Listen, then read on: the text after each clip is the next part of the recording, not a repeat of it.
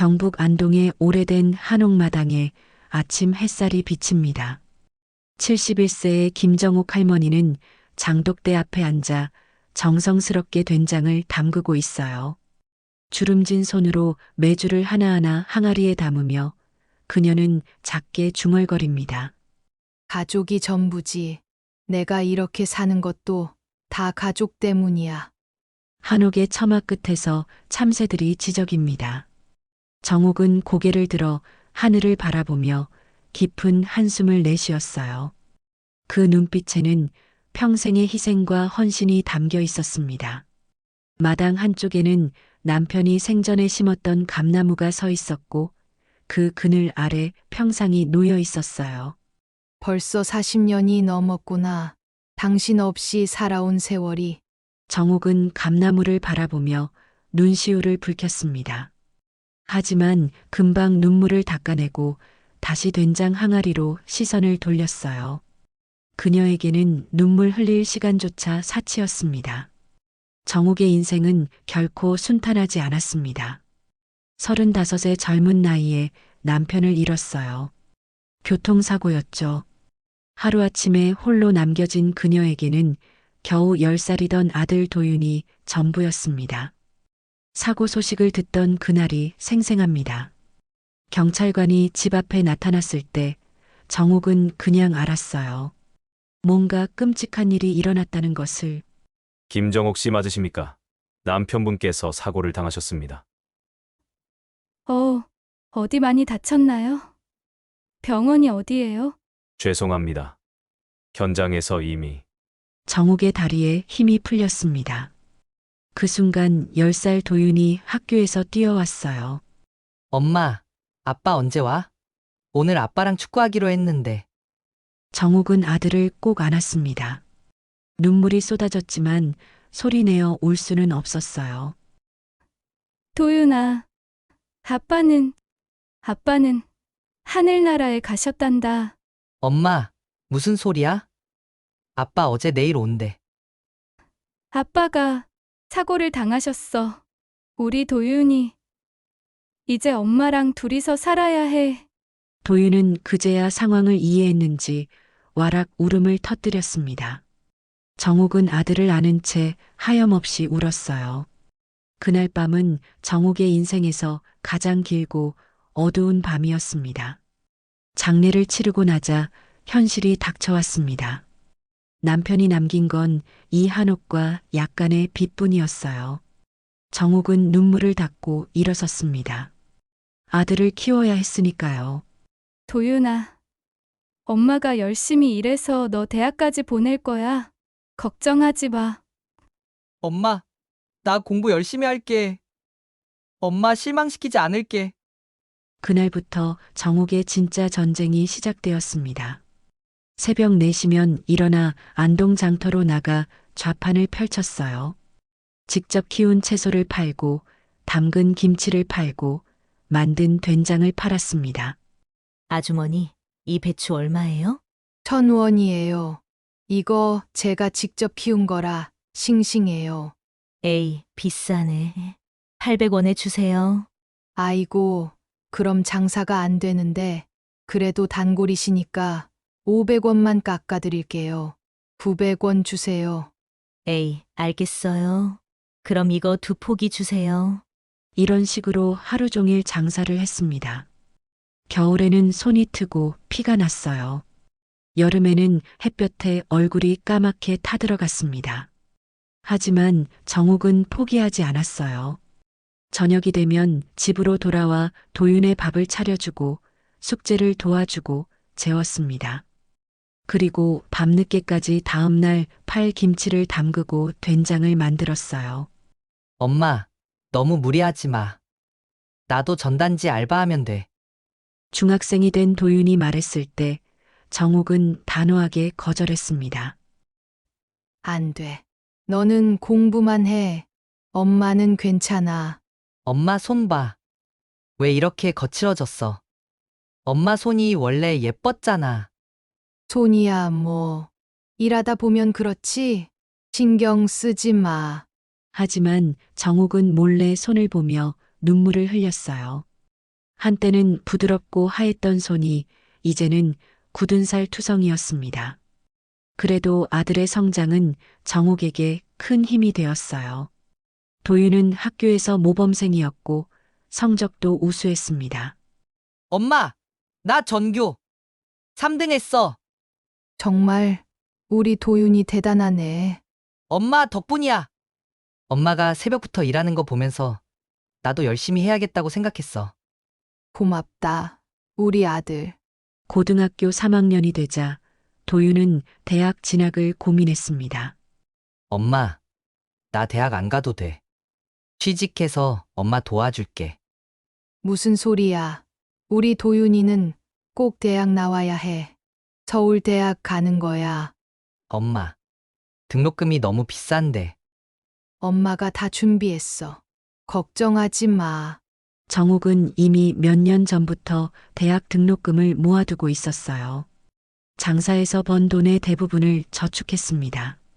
자신은 낡은 옷을 입고 밥 한 끼도 아껴가며 모은 돈이었어요. 그렇게 도윤은 서울의 대학에 합격했습니다.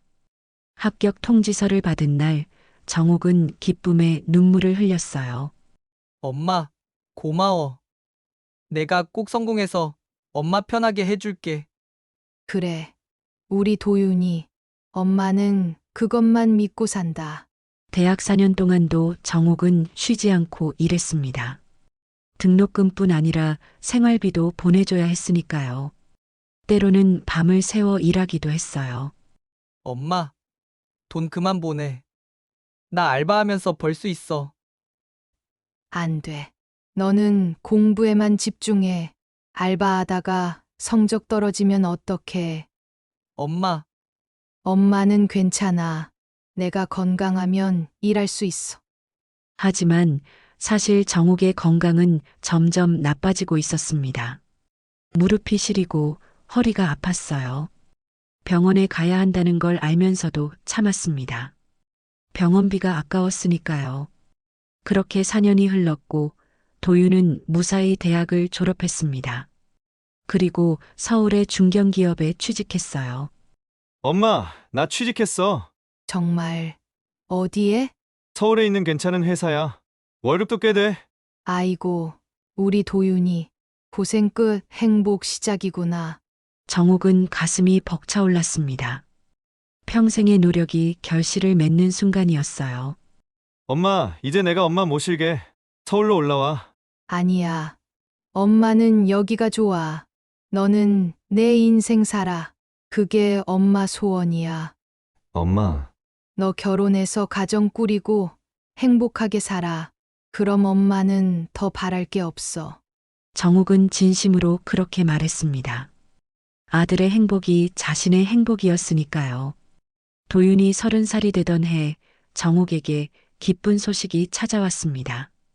엄마, 나 결혼할 사람 생겼어. 정말이가 어떤 처자인데? 회사 동료야. 이름은 한수정이라고. 경영학과 나왔고, 똑똑하고 착해. 엄마가 꼭 좋아하실 거야. 정옥은 가슴이 뛰었어요. 아들이 평생의 반려자를 만났다는 사실이 무엇보다 기뻤습니다. 사진 좀 보여줘. 여기 있어. 도윤이 건넨 사진 속에는 단정하고 예쁜 여성이 웃고 있었습니다. 정옥은 흡족한 표정을 지었어요. 예쁘다. 우리 도윤이가 좋은 사람 만났구나. 그치? 나도 엄마 마음에 드실 것 같아서 빨리 소개하고 싶었어. 며칠 후 수정을 처음 만나는 날이 왔습니다.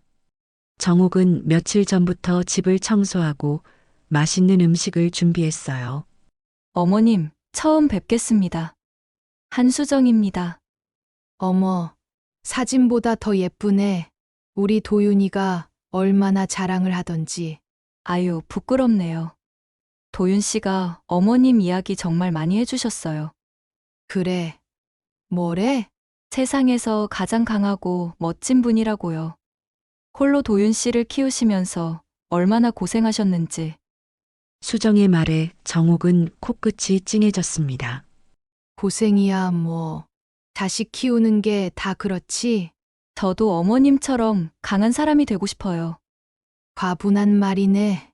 앉아요. 밥 먹어요. 그날 저녁 세 사람은 정옥이 준비한 음식을 먹으며 즐거운 시간을 보냈습니다. 수정은 음식을 먹으며 계속 칭찬했어요. 어머님, 이 된장찌개 정말 맛있어요. 제가 먹어본 된장찌개 중에 최고예요. 그래. 많이 먹어. 더 줄까? 네. 한 그릇 더 먹어도 돼요? 얼마든지. 정옥은 수정이 마음에 들었습니다. 예의 바르고 착해 보였어요. 무엇보다 아들을 진심으로 사랑하는 것 같았습니다. 엄마, 수정이 어때? 저녁을 먹고 난 후 도윤이 조심스럽게 물었습니다. 좋더라. 착하고 밝고. 너 잘 만났다. 다행이다. 엄마 마음에 들지 않으면 어쩌나 걱정했어. 걱정할 것 없어. 수정 씨 같은 며느리면 100명이라도 환영이지. 도윤은 안도의 한숨을 쉬었습니다. 몇 달 후 결혼식 날이 다가왔습니다. 정옥은 아들의 결혼식을 위해 평생 모은 돈의 대부분을 쏟아부었어요. 신혼집 전세금, 혼수, 예단까지. 엄마, 이렇게까지 하면 안 돼. 엄마, 노후 자금인데 괜찮아. 너희들 앞날이 중요하지. 엄마는 이 한옥만 있으면 충분해. 어머님, 정말 감사합니다. 평생 은혜 잊지 않을게요. 수정은 정옥의 손을 꼭 잡으며 눈물을 흘렸습니다. 정옥은 그 눈물이 진심이라고 믿었어요. 우리 이제 진짜 가족이야. 수정아, 엄마라고 불러도 돼. 네, 어머님. 아니, 엄마. 호호. 그래. 이제 내 딸이 생겼구나. 결혼식은 소박하지만 따뜻했습니다. 정옥은 아들이 행복한 모습을 보며 눈물을 흘렸어요. 행복한 눈물이었습니다. 신혼 초 수정은 정옥에게 자주 전화를 했어요. 어머님, 어떻게 지내세요? 잘 지내지. 너희는? 저희도 잘 지내요. 어머님이 보내주신 김치 정말 맛있어요. 도윤 씨가 매일 찾아요. 그래. 그럼 더 보내줄게. 에이, 어머님. 괜찮으세요. 너무 무리하지 마세요. 무슨 무리야. 우리 며느리 먹는 거 보는 게 엄마 낙이지. 정옥은 며느리를 위해 온갖 반찬을 만들어 서울로 보냈습니다. 김치, 된장, 고추장, 젓갈, 나물. 수정이 좋아한다는 음식은 뭐든지 만들었어요. 한 달에 한 번씩은 직접 서울에 올라가 아들 내외의 집을 청소해주고 밑반찬을 가득 채워주고 왔습니다. 어머님, 이렇게까지 안 하셔도 되는데. 괜찮아. 너희 둘 다 회사 다니느라 바쁘잖아. 정말 감사해요, 어머님.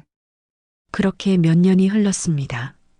수정은 첫째 아들 태영을 낳았고 2년 뒤 딸 서윤을 낳았어요. 정옥은 손주들을 보는 순간 눈물을 흘렸습니다. 이렇게 예쁜 손주를 보다니 하늘에 있는 영감이 보면 얼마나 좋아할까. 어머님, 태영이 안아보세요. 어머, 이 작은 게 이렇게 예쁠 수가. 정옥은 손주를 안고 행복해했습니다. 평생 고생한 보람이 있는 순간이었어요. 손주들이 유치원에 다닐 나이가 되자 수정이 조심스럽게 제안했습니다. 어머님, 제가 일을 다시 시작하려고 하는데요. 그래, 좋은 일이지. 그런데 애들을 봐줄 사람이 없어서요. 혹시 어머님이 서울로 올라와서 애들 좀 봐주실 수 있으세요? 정옥은 잠시 고민했습니다. 안동의 집을 떠나는 게 쉽지 않았어요. 하지만 손주들을 돌봐야 한다는 생각에 결심했습니다. 그럼 당연하지. 내 손주들인데 정말요? 어머님, 감사합니다. 고맙긴. 가족끼리 뭘. 그렇게 정옥은 안동에서 서울로 올라왔어요. 아들 내외가 마련한 작은 빌라의 작은 방이 정옥의 새 거처가 되었습니다.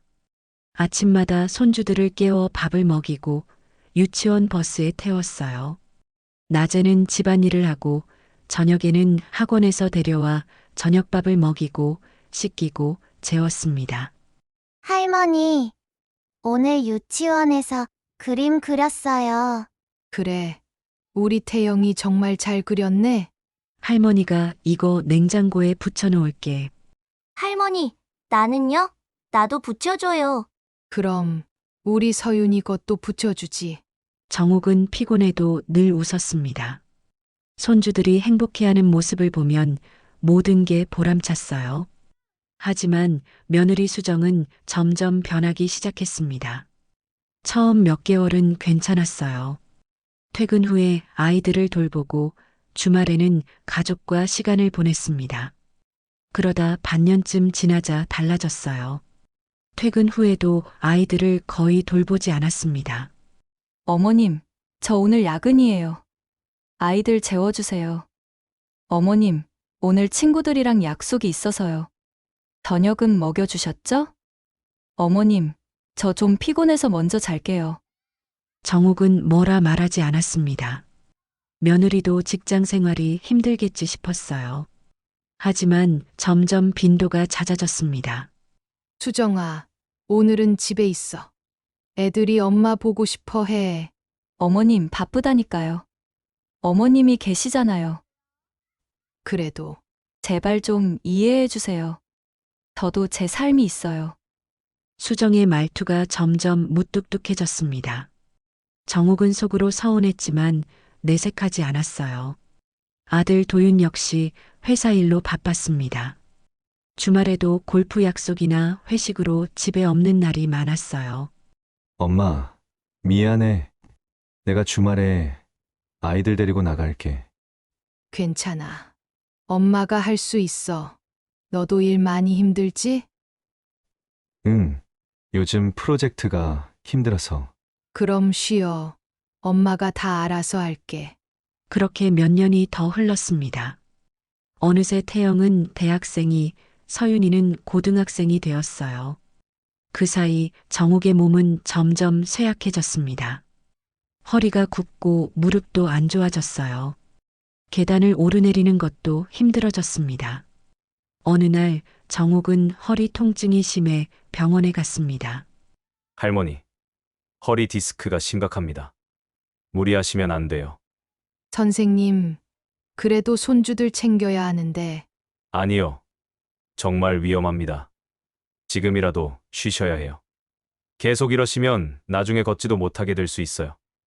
정옥은 진단서를 들고 집으로 돌아왔습니다. 하지만 수정에게 말하지 않았어요. 걱정시키고 싶지 않았으니까요.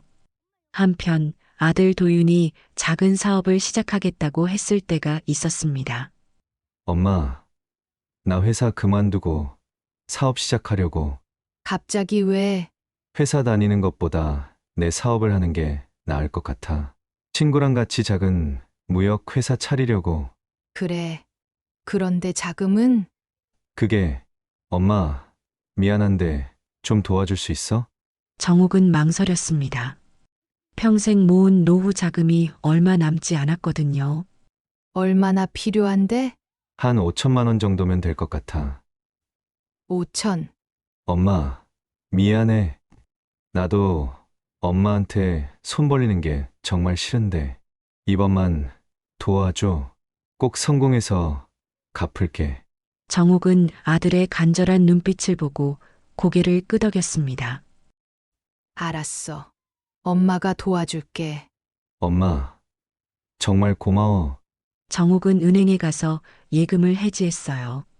그 돈이면 자신의 노년을 편하게 보낼 수 있었지만 아들의 성공이 더 중요했습니다. 여기 있어. 잘 써라. 엄마, 꼭 갚을게. 믿어줘. 하지만 사업은 1년도 안 되어 실패했습니다. 거래처가 부도가 나면서 모든 게 무너졌어요. 도윤은 좌절했고 정옥의 노후 자금은 돌아오지 않았습니다. 엄마, 정말 미안해. 내가 너무 안일했어. 괜찮아. 돈은 또 벌면 되지. 우리 도윤이만 건강하면 됐어. 엄마, 다시 회사 들어가. 그게 더 안정적이야. 도윤은 다시 직장을 구했지만 전보다 급여가 낮았어요. 생활이 빠듯해졌고 수정의 불만도 커졌습니다. 당신 때문에 우리 망했잖아. 어머님 돈까지 날리고. 미안해. 내가 잘못 생각했어.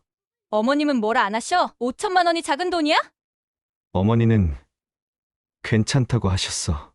에휴, 답답해. 정옥은 방문 밖에서 그 대화를 듣고 있었습니다. 가슴이 아팠지만 내색하지 않았어요. 세월이 흐르면서 정옥은 자꾸 깜빡하기 시작했습니다. 안경을 어디 뒀는지 잊어버리고 지갑을 찾지 못해 헤맸어요.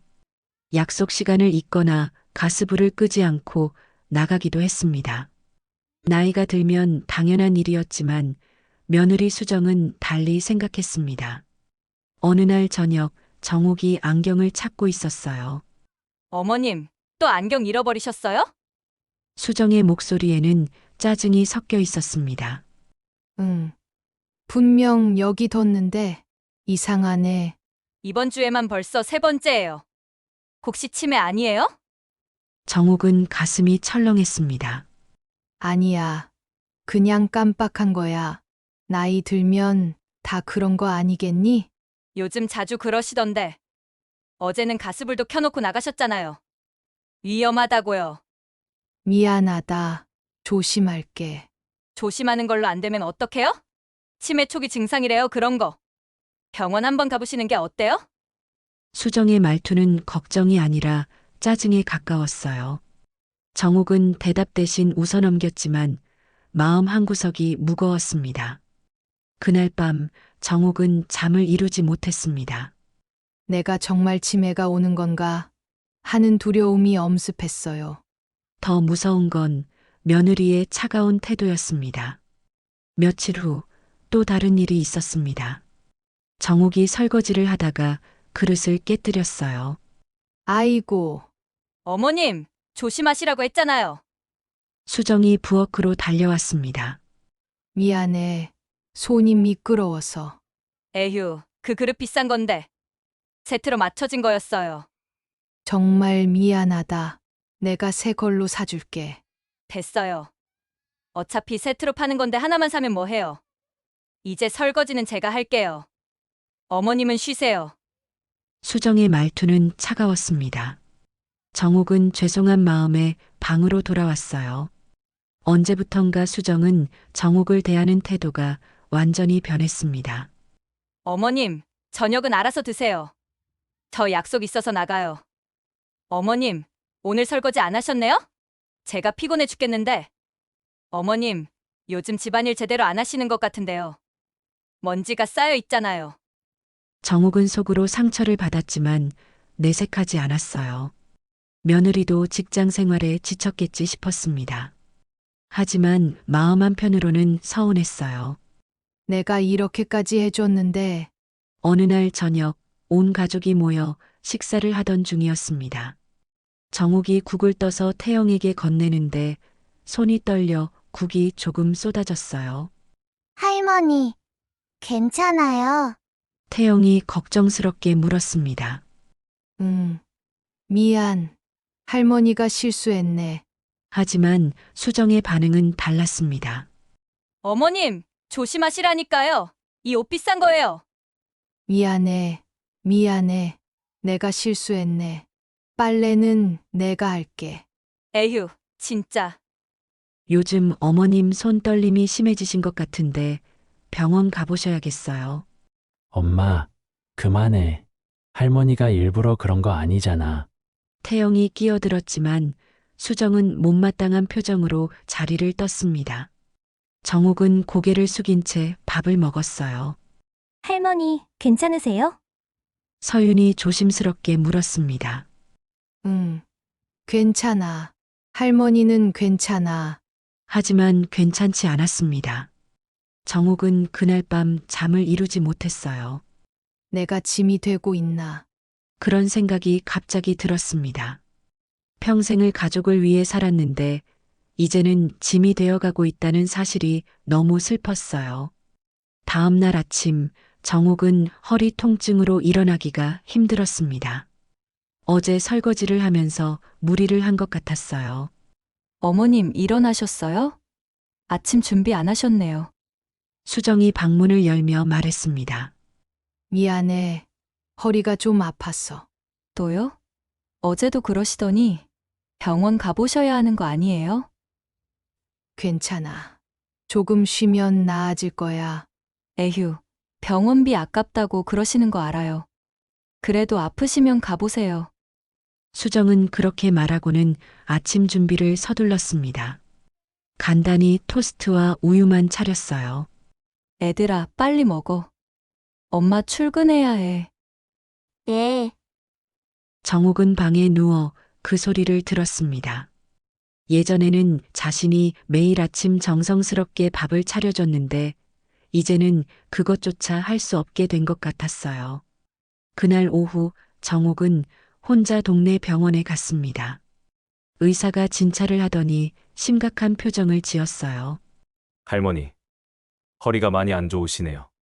디스크도 있고 관절도 안 좋습니다. 그래요.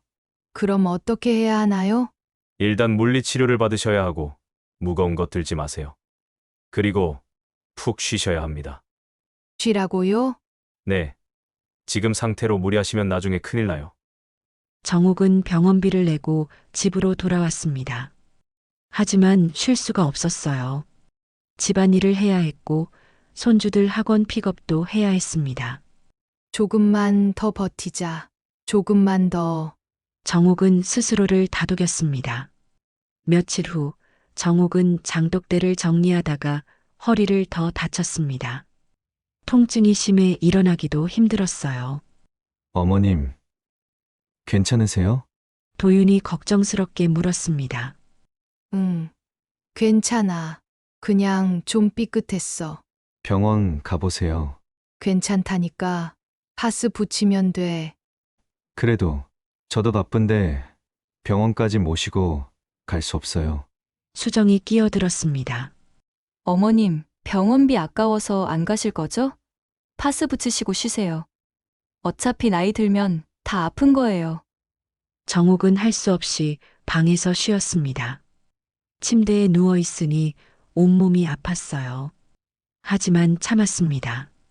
그날 오후 정옥은 거실 소파에 누워 있었어요. 수정이 방에서 전화 통화를 하는 소리가 들렸습니다. 처음에는 신경 쓰지 않았는데 자신의 이름이 들리자 귀를 기울이게 되었습니다. 응, 나야. 요즘 시어머니 때문에 미치겠어. 정옥의 심장이 쿵 하고 내려앉았습니다. 아니, 자꾸 깜빡하시고 그래. 어제는 가스불도 켜놓고 나가셨다니까. 치매 오는 것 같더라고. 치매. 정옥은 숨을 죽이고 들었습니다. 솔직히 이제 짐이야. 처음엔 애들 봐주셔서 고마웠는데 이제는 오히려 우리가 시어머니 챙겨야 하잖아. 정옥의 눈에서 눈물이 흘러내렸습니다. 하지만 다음 말은 더 충격적이었어요. 있잖아. 치매 진짜 걸리면 요양원에 넣어버리려고. 그게 서로한테 나을 것 같아.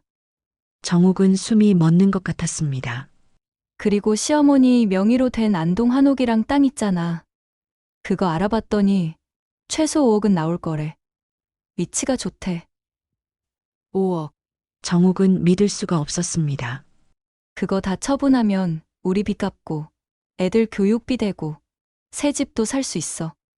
완벽하지? 어차피 시어머니는 우리한테 재산 다 물려줄 거잖아. 미리 정리하는 게 나아. 시어머니도 요양원에서 편하게 지내시는 게 낫고. 맞아. 솔직히 지금까지 애들 키워준 건 고맙지만 이제 슬슬 부담이야. 우리 인생도 살아야지. 정옥의 손에서 들고 있던 물컵이 떨어져 바닥에 깨졌습니다.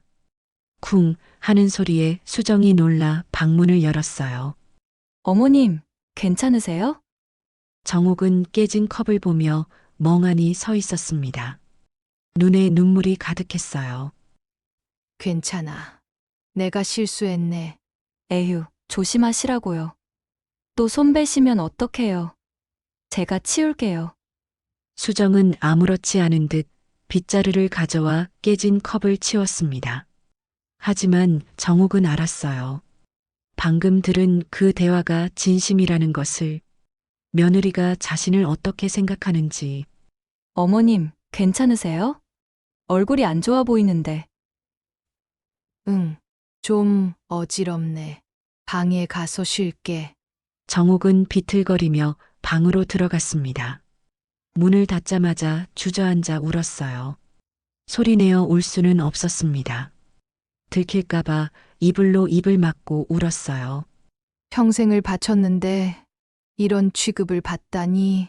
손주들을 키우느라 젊음을 바쳤고 노후 자금까지 다 써가며 가족을 도왔는데 돌아오는 건 이런 배신이었습니다.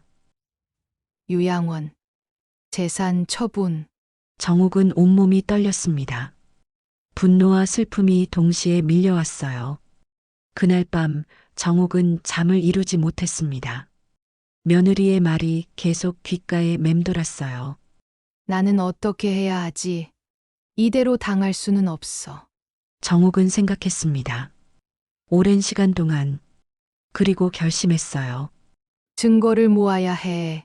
확실한 증거를. 다음 날부터 정욱은 조심스럽게 며느리를 관찰하기 시작했습니다. 통화할 때마다 귀를 기울였고 서류를 보는 모습도 눈여겨봤어요.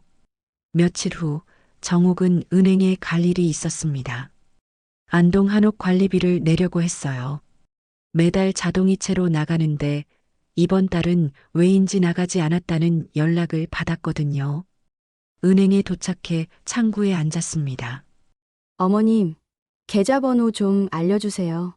정욱이 번호를 불러주자 직원이 컴퓨터를 확인하더니 이상한 표정을 지었어요. 어머님, 이 계좌에 잔액이 없으신데요. 네. 그럴 리가 없는데요. 분명히 돈이 있었어요. 한번 확인해 보시겠어요? 직원이 거래 내역을 출력해 주었습니다. 정욱은 그 내역을 보고 얼어붙었어요. 몇 달 전 2천만 원이 한 번에 인출되어 있었습니다. 이게 뭐죠?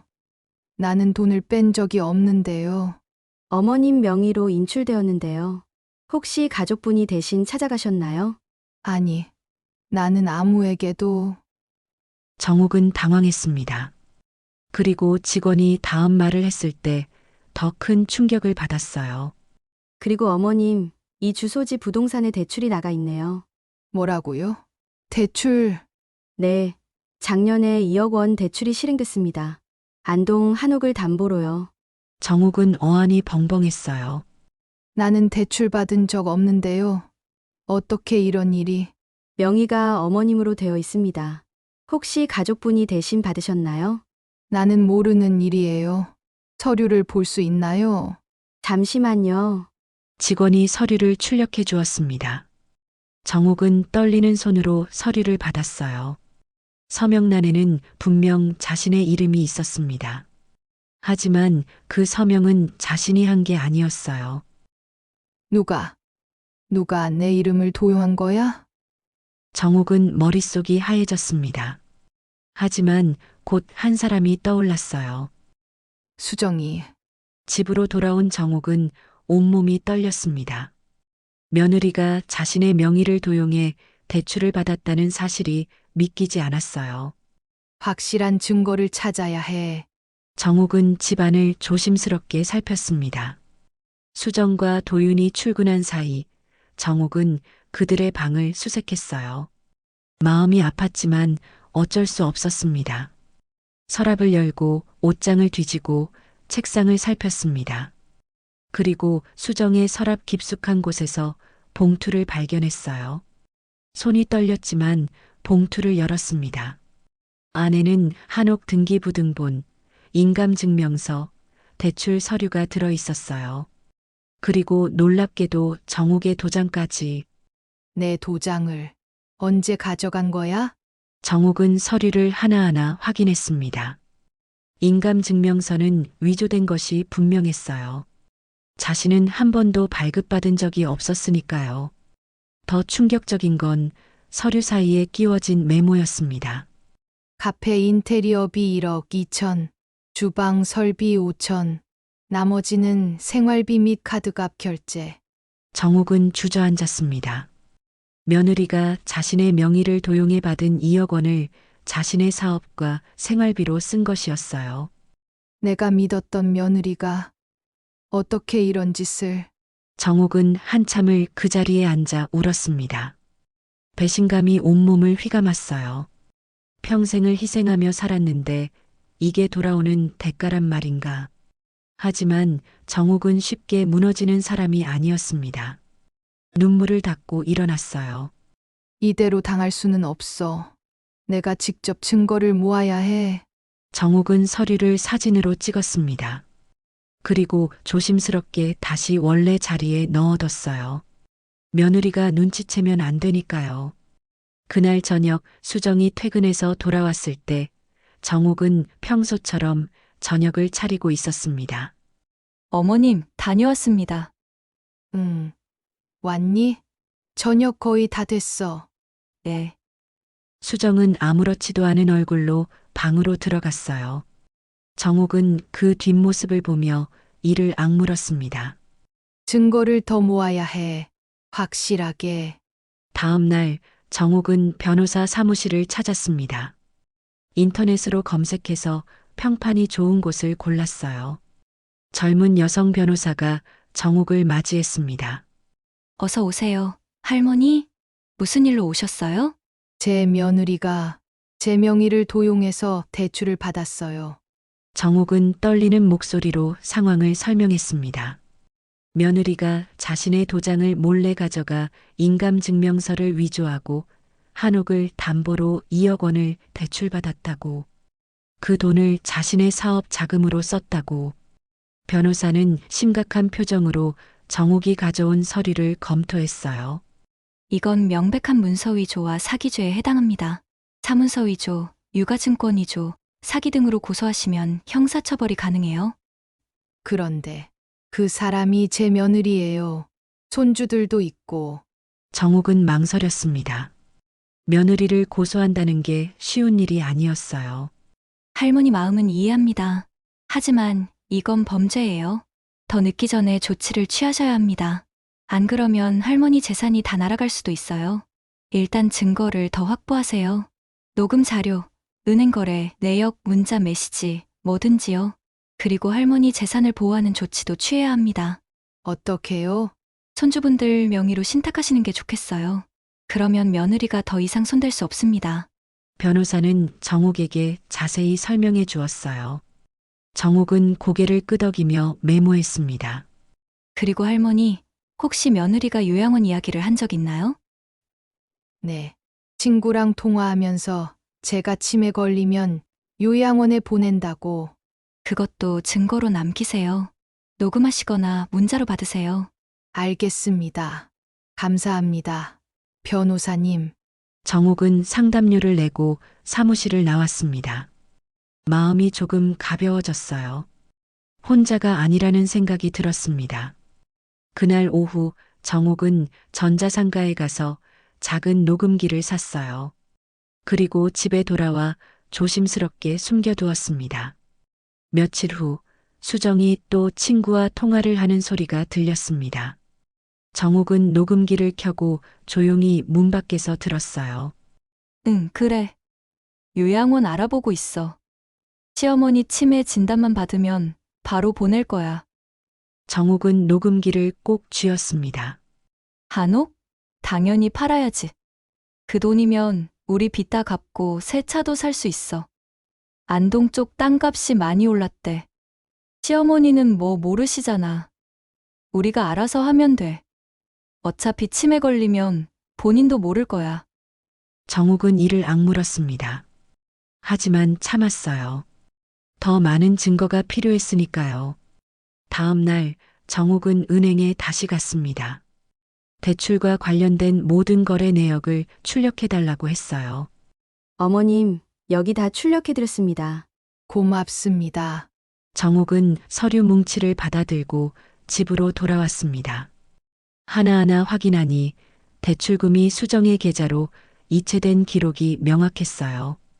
그리고 그 돈이 카페 인테리어 업체, 주방 설비 업체로 빠져나간 흔적도 있었습니다. 이제 증거는 충분해. 정옥은 모든 서류를 정리해서 파일에 넣었어요. 녹음 자료도 백업해 두었습니다. 그리고 변호사와 다시 상담을 했습니다. 할머니, 증거가 충분하네요. 이제 재산 신탁 절차를 밟으시죠. 네, 부탁드립니다. 며칠 후 정옥은 손주 태영과 서윤을 만났습니다. 사실을 말하기 전에 재산 신탁부터 해두고 싶었어요. 할머니, 갑자기 왜 부르셨어요? 태영이 물었습니다. 얘들아, 할머니가 너희한테 줄 게 있어. 뭔데요? 안동 한옥이랑 땅을 너희 명의로 신탁하려고 해. 네. 갑자기 왜요? 할머니가 나이가 들어서 만약을 대비해야 할 것 같아서. 할머니, 무슨 일 있으세요? 서윤이 걱정스럽게 물었습니다. 아니야, 괜찮아. 그냥 할머니 재산을 너희한테 미리 물려주고 싶어서. 할머니, 태영과 서윤은 감동했습니다. 하지만 정옥은 아직 진짜 이유를 말하지 않았어요. 손주들이 상처받을까봐 걱정됐습니다. 고맙게 생각하고 잘 지켜라. 이건 너희 증조할아버지가 평생 일해서 마련한 집이야. 네. 할머니, 소중히 지킬게요. 그렇게 재산 신탁 절차가 완료되었습니다. 이제 안동 한옥과 땅은 태영과 서윤의 명의로 보호되었어요.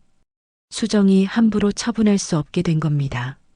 할머니, 이제 할머니 재산은 안전합니다. 변호사가 말했습니다. 고맙습니다. 정말 고맙습니다. 정옥은 안도의 한숨을 쉬었어요. 며칠이 지났습니다. 정옥은 계속 증거를 모았어요. 수정이 친구와 나누는 대화, 은행 거래 내역, 카페 사업과 관련된 서류들, 모든 게 명확했습니다. 어느 날 수정이 집에서 또 통화를 했습니다. 응. 다음 주에 요양원 상담받으러 가. 한 달에 50만 원 정도 하는 곳으로 알아봤어. 정옥은 문 밖에서 녹음기를 켜고 들었습니다. 시어머니는 모르시겠지? 병원 간다고 하면 따라오실 거야. 그때 바로 입소 수속 밟으려고. 한옥은 이미 부동산에 맡겼어. 5억에 내놓았는데 관심 있는 사람들이 꽤 있대. 정옥의 손이 떨렸습니다. 며느리가 이미 집을 팔 준비를 하고 있었던 겁니다.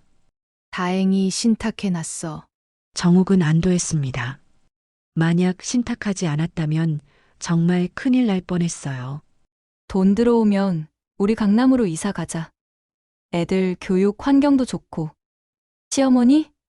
요양원에서 알아서 지내시겠지. 우리가 뭐 매일 갈 것도 아니고. 정옥은 더 이상 들을 수 없었습니다.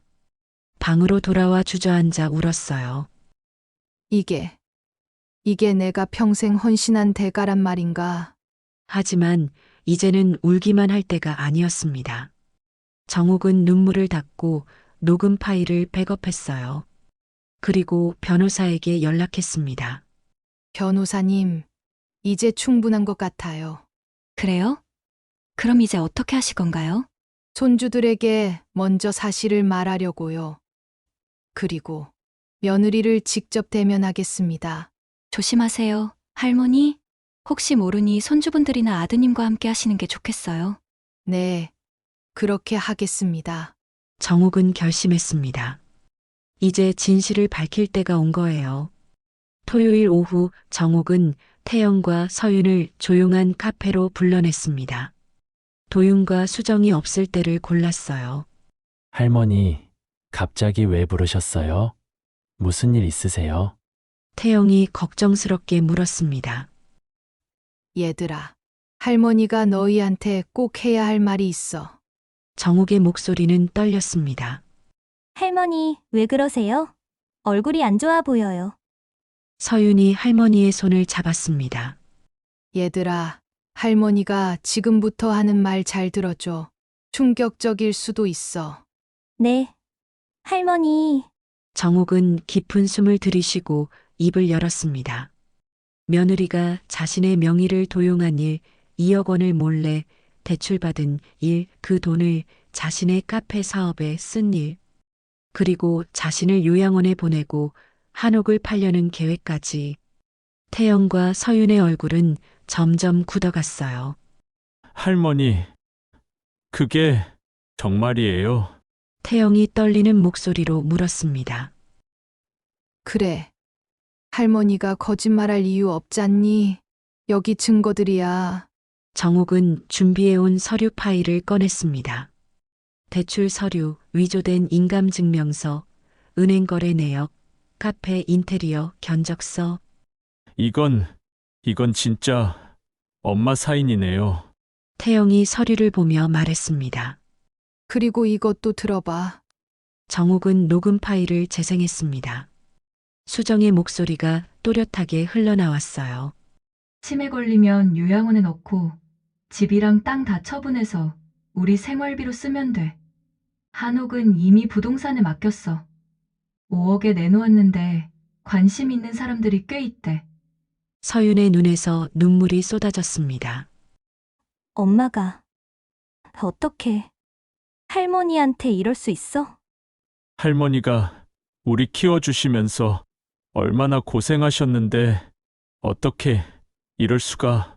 태영은 분노로 온몸이 떨렸어요. 주먹을 불끈 쥐었습니다. 할머니, 왜 진작 말씀 안 하셨어요? 이렇게 당하고만 계시면 어떡해요? 너희 엄마니까 너희가 상처받을까봐.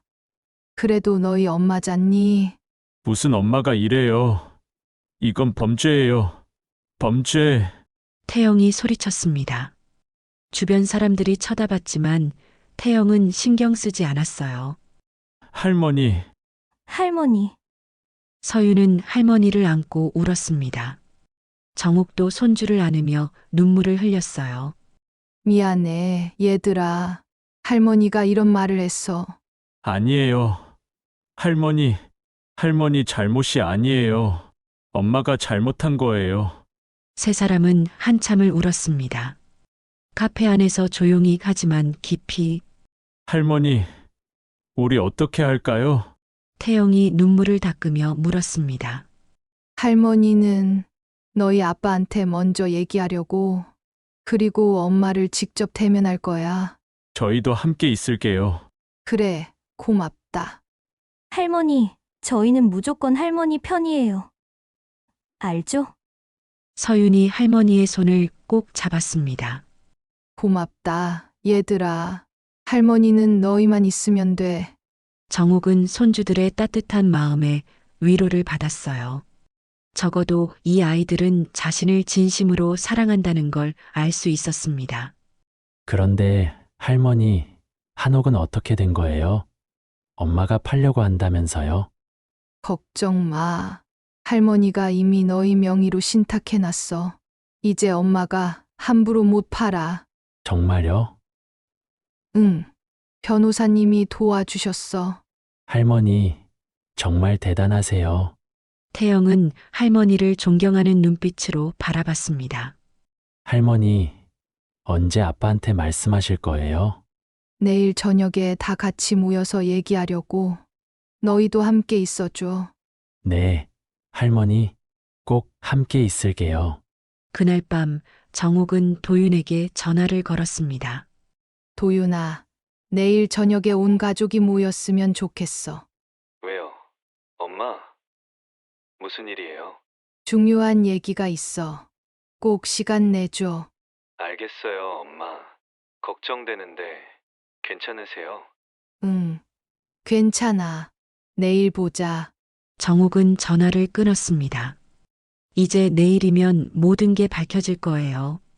일요일 저녁 온 가족이 거실에 모였습니다. 도윤과 수정, 태영과 서윤, 그리고 정옥. 분위기가 이상하게 무거웠어요. 엄마, 무슨 일이세요? 갑자기 다 모이라고 하시고. 도윤이 걱정스럽게 물었습니다. 도윤아, 수정아, 앉아봐. 할 얘기가 있어. 정옥의 목소리는 차분했지만 단호했습니다. 수정은 불안한 표정으로 소파에 앉았어요. 다들 잠깐 들어봐. 정옥은 테이블 위에 큰 봉투를 올려놓았습니다. 서류가 가득 든 봉투였어요. 수정아, 너 나한테 할 말 없니? 순간 거실이 조용해졌습니다. 수정의 얼굴이 창백해졌어요. 어머님? 무슨 말씀이세요? 내 명의로 대출받은 거, 너 설명 좀 해봐. 도윤이 놀라 아내를 쳐다봤습니다. 수정아, 무슨 소리야? 대출? 그게 수정은 당황한 표정으로 말을 더듬었습니다. 그게 뭐야? 설명 좀 해봐. 도윤의 목소리가 높아졌습니다. 여보, 그게 어머님께 말씀드리려고 했는데 급한 일이 있어서. 급한 일. 내 허락도 없이 내 명의를 도용한 게 급한 일이야? 정옥의 목소리는 차가웠습니다. 그녀는 서류를 하나씩 꺼내 테이블에 펼쳤어요. 여기 봐. 위조된 인감증명서, 대출 서류, 그리고 내 카페 인테리어 견적서. 2억 원이 고스란히 내 사업 자금으로 들어갔더라. 저는 그리고 이것도 들어봐. 정옥은 녹음기를 꺼냈습니다. 손이 떨렸지만 재생 버튼을 눌렀어요. 수정의 목소리가 또렷하게 흘러나왔습니다. 치매 걸리면 요양원에 넣고 집이랑 땅 다 처분해서 우리 생활비로 쓰면 돼. 한옥은 이미 부동산에 맡겼어. 5억에 내놓았는데 관심 있는 사람들이 꽤 있대. 시어머니는 모르시겠지? 병원 간다고 하면 따라오실 거야. 그때 바로 요양원 입소 수속 밟으려고. 도윤의 얼굴이 새하얗게 변했습니다. 그는 믿을 수 없다는 표정으로 아내를 쳐다봤어요. 수정아, 이게 무슨 소리야? 내가 정말 이런 생각을 했어? 여보, 그게 아니라 그냥 친구랑 농담으로. 농담! 이게 농담으로 들려! 도윤이 소리쳤습니다. 그의 목소리는 분노와 실망으로 떨렸어요. 어머니 치매 걸리면 요양원에 보낸다고! 재산 처분한다고! 이게 사람이 할 짓이야! 여보, 제발 좀 들어봐. 들을 거 없어! 나는 내가 이런 사람인 줄 몰랐어! 태영이 앞으로 나섰습니다. 얼굴이 분노로 붉게 상기되어 있었어요. 엄마, 어떻게 할머니한테 이럴 수 있어요? 할머니가 우리 얼마나 키워주셨는데. 태영아, 엄마 말 좀 들어봐. 이건 오해야. 오해요? 증거가 다 있는데 무슨 오해예요? 할머니 명의 도용한 것도 오해예요? 2억 원 몰래 빼돌린 것도 오해예요? 태영의 목소리는 떨렸습니다. 실망과 분노가 뒤섞인 목소리였어요. 서윤도 눈물을 흘리며 말했습니다. 엄마. 전 엄마를 존경했어요. 근데 이제 엄마 얼굴도 보기 싫어요. 서윤아, 엄마가. 엄마한테 실망했어요. 할머니가 얼마나 우리를 사랑하시는데 어떻게 이럴 수 있어요? 수정은 아무 말도 할 수 없었습니다. 모든 증거가 명확했고 변명의 여지가 없었어요. 정옥은 마지막 서류를 꺼냈습니다. 수정아, 나는 이미 변호사와 상담했어. 넌 문서위조죄와 사기죄로 고소당할 수 있어. 수정의 얼굴이 더욱 창백해졌습니다. 하지만 손주들 생각해서 참아주마. 대신 내가 받은 피해를 전부 보상해. 대출금 2억 원, 이자까지 전부 갚아. 어머님. 그리고 다시는 내 재산에 손대지 마. 한옥이랑 땅은 이미 태영이랑 서윤이 명의로 신탁했어. 내가 함부로 못 팔아. 뭐라고요? 수정은 충격을 받았습니다. 자신의 계획이 완전히 무산된 거예요. 그리고 정옥은 수정을 똑바로 쳐다봤습니다. 나는 너를 며느리로 인정하지 않아. 평생 그렇게 생각하며 살 거야. 어머님. 제발. 나한테 어머님이라고 부르지 마. 넌 자격이 없어. 정옥의 목소리는 단호했습니다. 수정은 입술을 깨물며 고개를 숙였어요. 도윤이 고개를 들었습니다. 그의 눈에는 눈물이 가득했어요. 엄마, 정말 죄송해요. 제가 아내를 제대로 못 봤어요. 도윤아, 넌 잘못이 없어. 내가 속은 거지. 아니에요. 엄마, 제 책임이에요. 엄마를 지키지 못한 제 잘못이에요. 도윤은 어머니 앞에 무릎을 꿇었습니다. 엄마, 용서해 주세요. 제가 정말 잘못했어요. 일어나, 도윤아. 내 잘못이 아니야. 엄마, 도윤은 울먹였습니다. 그리고 아내를 돌아봤어요. 수정아, 우리 이혼하자. 뭐라고? 수정은 믿을 수 없다는 표정을 지었습니다. 나는 내가 이런 사람인 줄 몰랐어. 내 엄마한테 이런 짓을 하다니 더 이상 같이 살 수 없어. 여보, 제발. 나 잘못했어. 다시는 안 그럴게. 늦었어. 나는 결심했어. 도윤의 목소리는 확고했습니다. 수정은 무너져 내렸습니다. 바닥에 주저앉아 울었어요. 하지만 누구도 그녀를 위로하지 않았습니다. 정옥은 조용히 자리에서 일어났습니다. 나는 이제 안동으로 돌아갈 거야. 여기서 더 이상 지낼 수 없겠더라. 할머니, 태영과 서윤이 외쳤습니다. 저희도 같이 갈게요. 우리 할머니랑 살래요. 얘들아, 엄마랑은 못 살아요. 우리는 할머니가 좋아요.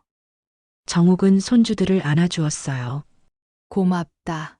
얘들아, 할머니도 너희랑 같이 있고 싶어. 엄마, 저도 같이 갈게요. 도윤이 말했습니다. 아니야. 너는 여기서 내일 해. 주말마다 내려오면 돼. 엄마, 그날 밤 정옥은 짐을 쌌습니다. 태영과 서윤도 자신의 짐을 챙겼어요. 수정은 방 안에 틀어박혀 나오지 않았습니다. 다음 날 아침 세 사람은 안동으로 떠났습니다. 도윤이 차로 바래다 주었어요. 엄마, 정말 괜찮으시겠어요? 응. 괜찮아. 애들이랑 잘 살 거야. 주말마다 내려갈게요. 그래. 조심히 다녀. 도윤은 어머니를 꼭 안았습니다. 정옥은 아들의 등을 두드려 주었어요. 엄마, 사랑해요.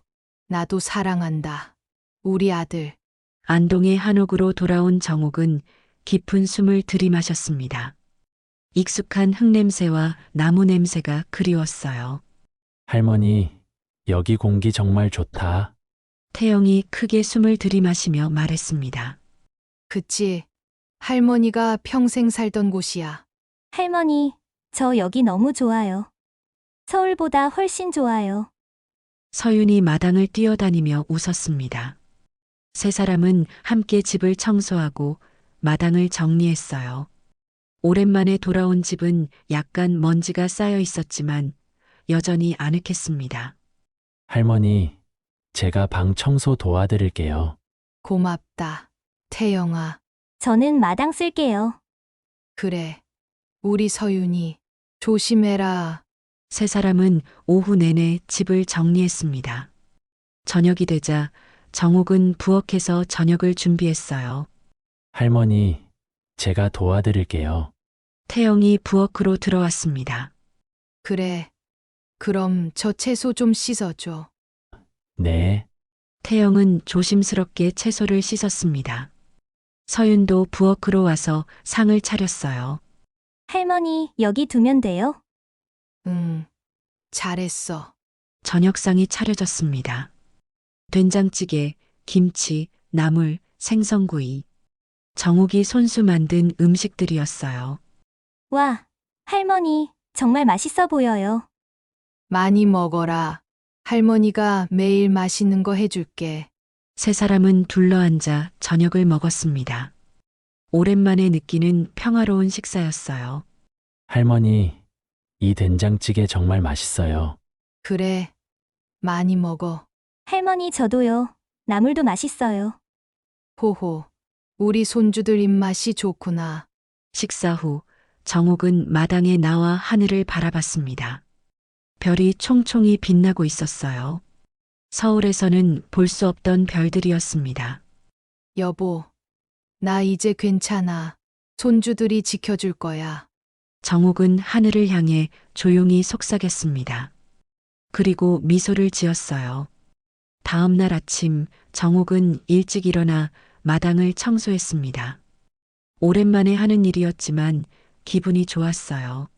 할머니, 벌써 일어나셨어요? 태영이 나오며 물었습니다. 응. 할머니는 원래 일찍 일어나는 편이야. 저도 도와드릴게요. 그래. 고맙다. 두 사람은 함께 마당을 청소했습니다. 서윤도 일어나 함께 도왔어요. 할머니, 오늘 뭐 할 거예요? 시장에 가려고. 장도 봐야 하고. 저희도 같이 갈게요. 그래. 같이 가자. 세 사람은 함께 안동시장에 나갔습니다. 오랜만에 나온 시장은 여전히 활기찼어요. 할머니, 이거 사주세요. 서윤이 떡을 가리키며 말했습니다. 그래. 사줄게. 저것도요. 그래. 다 사줄게. 정옥은 손주들과 손을 잡고 시장을 걸었습니다. 사람들이 그들을 보며 미소 지었어요. 어머, 저 할머니 손주들이랑 정말 사이좋아 보이네. 그러게 말이야. 보기 좋다. 정옥은 행복했습니다. 진짜 가족이 누군지 이제 알았어요. 피로 이어진 가족이 아니라 마음으로 이어진 가족. 자신을 진심으로 사랑해주는 사람들. 장을 보고 집으로 돌아오는 길, 태영이 물었습니다. 할머니, 앞으로 어떻게 지낼 거예요? 할머니는 너희랑 여기서 행복하게 살 거야. 텃밭도 가꾸고, 된장도 담그고. 좋아요. 저희도 할머니 도와드릴게요. 고맙다 얘들아. 집에 도착하자 정옥은 다시 장독대 앞에 앉았습니다. 오랜만에 된장을 담그려고 했어요. 할머니, 제가 도와드릴게요. 태영이 옆에 앉았습니다. 서윤도 함께 메주를 나르며 웃었어요. 할머니, 우리 이제 여기서 오래오래 살아요. 그래. 할머니도 그러고 싶구나. 석양이 한옥마당을 붉게 물들이고 있었습니다. 정옥은 된장 항아리 뚜껑을 열며 중얼거렸습니다. 내가 지켜야 할 것을 여기 모두 있네. 영감 보고 있죠? 이제 걱정하지 마요. 우리가 믿었던 사람에게서 가장 깊은 상처를 받는 순간이 있습니다. 그때는 세상이 다 무너진 것처럼 느껴지죠. 정옥님 역시 그랬습니다.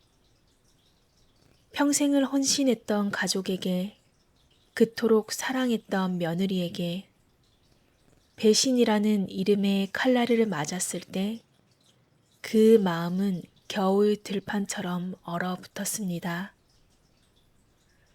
하지만 사람의 진심은 그렇게 쉽게 사라지지 않습니다. 눈물이 마른 자리엔 깨달음이 피어나고 미움이 남은 자리에선 다시 사랑이 움트지요. 정옥님은 분노 대신 진실을 택했습니다. 그리고 복수 대신 스스로의 삶을 지키는 길을 선택했습니다. 그 길의 끝에서 그녀는 깨달았습니다. 진짜 가족이란 피로 이어진 관계가 아니라 마음으로 이어지는 믿음이라는 것을요. 새벽에 장독대 앞에서 손주들과 함께 메주를 나르던 그 순간, 정옥님의 마음엔 다시 온기가 돌기 시작했습니다.